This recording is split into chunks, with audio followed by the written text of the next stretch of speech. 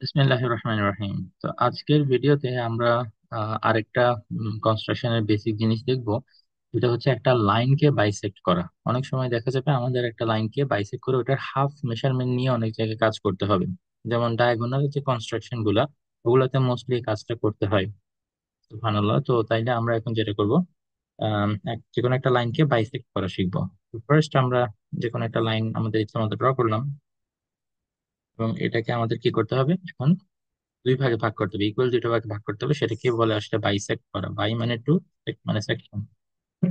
তো দুইটা ইকুয়াল সেকশনে ভাগ করতে হবে। তো সেটার জন্য আমাদের কম্পাসটা বসায় এমন একটা রেডিয়াস নিতে হবে যেটা দেখতে ক্লিয়ারলি বোঝা যাচ্ছে যে এটা এই লাইনের হাফের থেকে বেশি। হুম। তো অনেক সময় স্টুডেন্টরা আমাকে কোশ্চেন করে যে মানে স্যার, এটা যদি হাফের থেকে বেশি না নিই তাহলে কি হবে? তাহলে যেটা হবে, আমাদের উপরে নিচে যে আর্ক গুলো ড্র করবো সেগুলো মিট করবে না। ফর এক্সাম্পল, আমি আজকে তোমাদেরকে করেই দেখাই। মনে করো এই যে আর্কটা আমি নিছি বা এই যে রেডিয়াসটা আমি নিছি, এটা হচ্ছে কি দেখি বলতো, হাফের থেকে ছোট। তো তুমি যদি এখন এই যে আর্ক ড্র করো, এই যে উপরে একটা আর্ক ড্র করলা, দেন মনে করো মেশারমেন্টটা লক করতে ভুলে গেলাম, করে ফেললাম। এবার এবার দেখো, এখন আমি নিচেও একটা আর্ক দিব।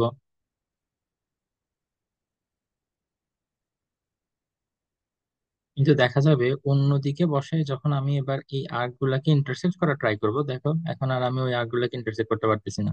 তো এই আর্ক দুইটা যদি ইন্টারসেক্ট না করে, তাহলে তো আমি মিডল পয়েন্টটা বের করার জন্য যে লাইনটা ড্র করা দরকার সেটা আমি ড্র করতে পারতেছি না। ওকে, ক্লিয়ার? তো তাইলে ক্লিয়ারলি বোঝা যাচ্ছে এভাবে আসলে ড্র করা যাবে না। ওকে। তো তাহলে আমাদের যেটা করতে হবে সেটা হচ্ছে হাফ এর থেকে বেশি লেন্থ নিতে হবে, সো দ্যাট আর্ক গুলো একটা আরেকটাকে রিচ করতে পারে। ঠিক আছে? তো একবার মেশারমেন্ট নেওয়ার পরে আমাদের এটা চেঞ্জ করতে পারবো না।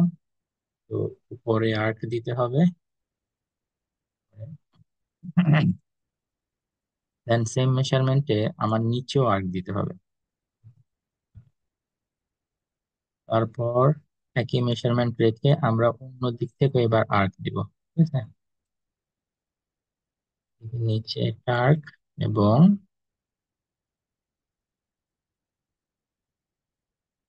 উপরে।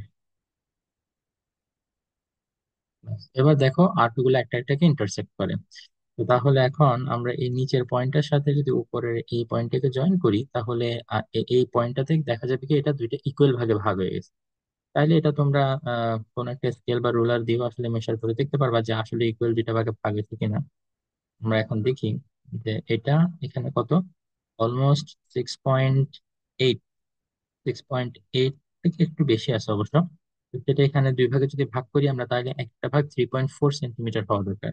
তাহলে এখানে দেখা যাচ্ছে মাঝখানে যেটা, এটা 3.4 সেন্টিমিটার দিয়ে গেছে অলমোস্ট, তাই না? এটা এর বড় দাগ যেটা, সেটা হচ্ছে 3.5 এর, তো এটা একটু আগে দিয়ে গেছে, তাহলে এটা 3.5। এভাবে আসলে চাইলে আমরা কি করতে পারি, একটা লাইনকে বাইসেক্ট করতে পারি। আশা করি সবাই বুঝতে পারছো। যদি কোনো ডাউট থাকে তাহলে আমাকে কমেন্ট সেকশনে জানাবেন ইনশাল্লাহ। আসসালামু আলাইকুম রহমতুল্লাহি